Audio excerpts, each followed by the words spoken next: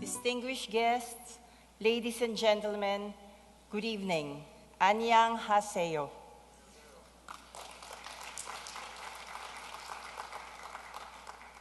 Death, according to Reverend Moon, is the way to your original home.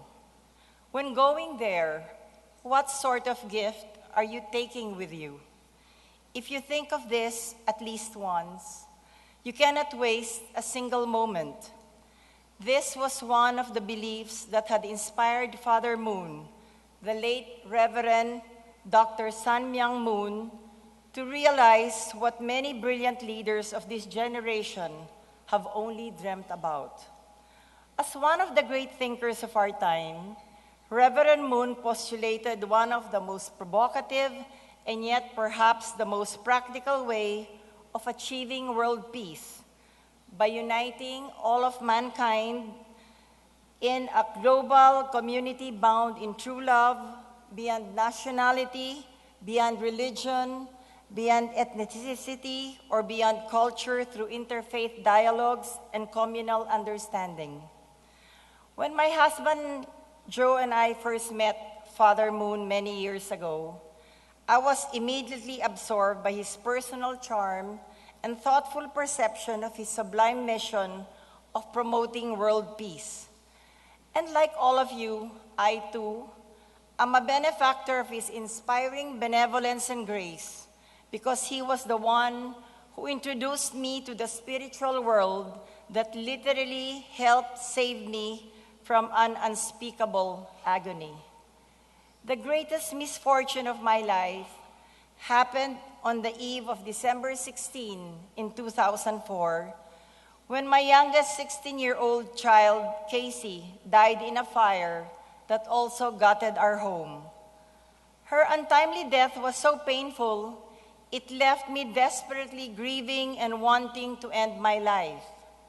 For any parent who lost a child, celebrating her birthday can be so upsetting.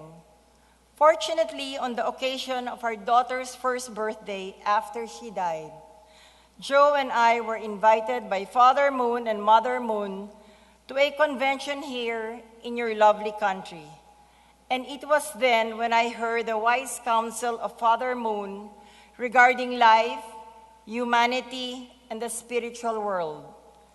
Little did I know that in my search for comfort, Father Moon and Mother Moon would help change my life forever, because after listening to their judicious counsel, it became clear to me that while death ends a life, it doesn't end the loving relationship.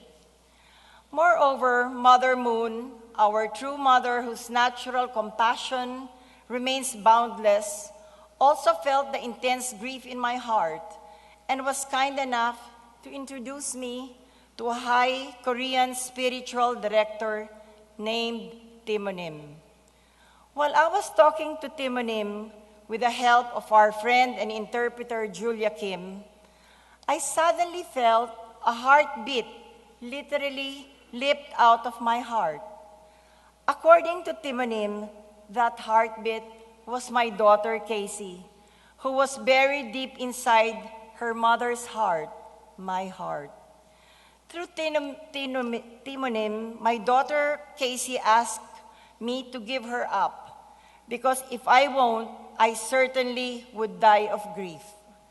Casey also said that she's already happy in God's loving embrace, and that it was perhaps her destiny to die so that her father might reach greater heights. Curiously enough, in our pictures taken that day with Father Moon and Mother Moon, the presence of an orb was very obvious. It was so big, it covered almost half of my person. Psychics believe that orbs are human souls that manifest themselves in a ball of light. They're also considered the most photographed mystery because they display themselves in a bright circular form in digital photography. The orb found in our pictures was quite photogenic. It was bright and solid, as if she's telling me that Casey, my daughter, was already happy to be there with me.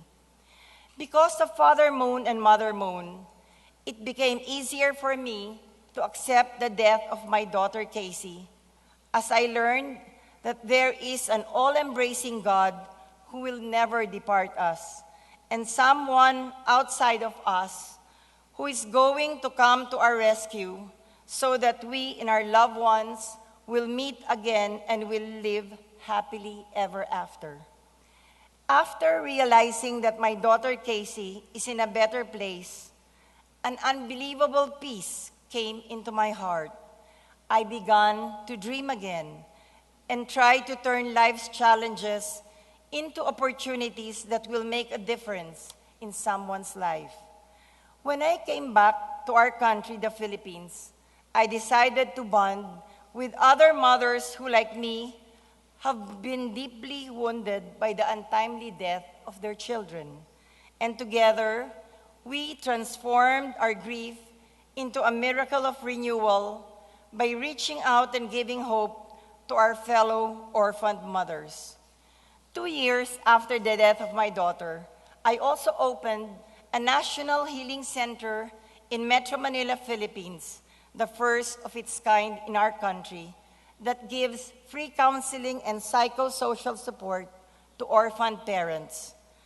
To me, and to the millions of people in various parts of the world, Father Moon's teachings remain as the galvanizing element in restoring the faith and the hopes that have been lost in the midst of materialism and cynicism that have been engulfing our world.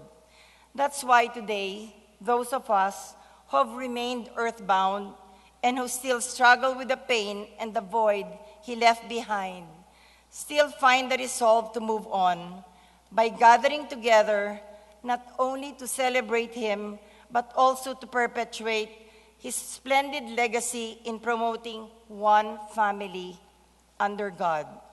And as we try to take a little bit of happiness from our shared memories of his judicious guidance and warm companionship, we thank God for giving us the great joy of having a true father like Dr. Sun Myung Moon. I'm very happy to see that Mother Moon is doing well. I know how difficult losing Father Moon was for her.